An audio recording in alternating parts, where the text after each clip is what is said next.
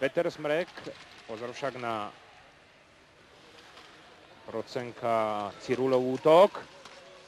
Práve Procenka, je to gól po prihrávke Klimentieva. Sa dokázal pred Staňom presadiť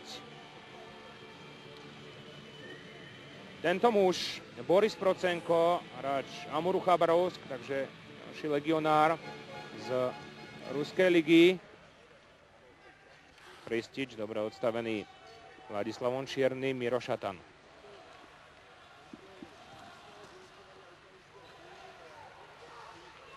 Je atakovaný Salníkovom. Výborná príležitosť, fantastický Robotomík. Po tom, čo sme dokázali využiť zaváhanie v rozohrávke ukrajinského tímu a nedorozumenie v obrane, Robotomík si nakorčuloval, dostal v 4. minúte a 21. sekunde, potom čo puk ušiel brankárovi Igorovi Karpenkovi.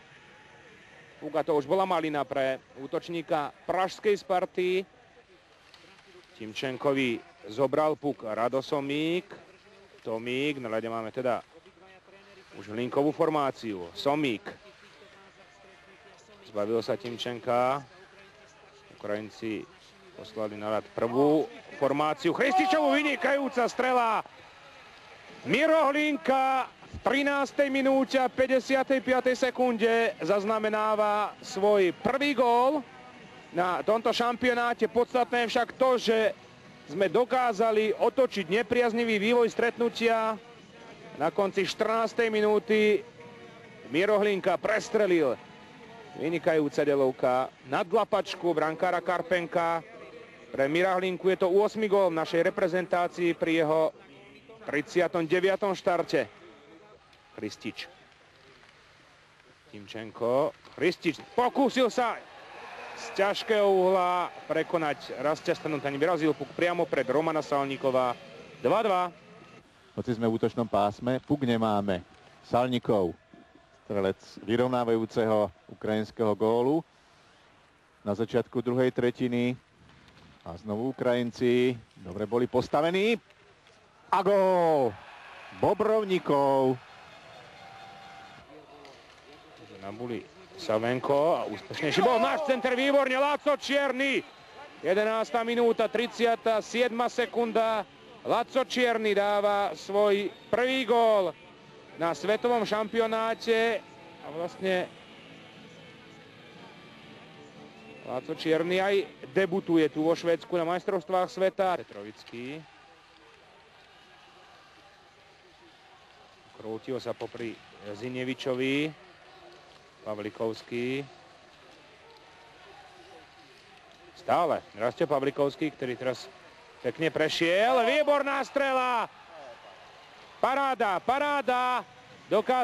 Dokázali sme dať záslov Richarda Lindnera. Prakticky v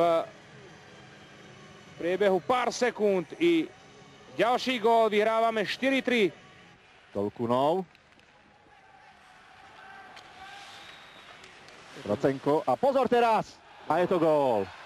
Takmer sme poslali supera do breaku. Konkrétne to bol Chrystič, Bartečko, ale pokračuje naša presilová hra. Ešte minútu a 20 sekúnd.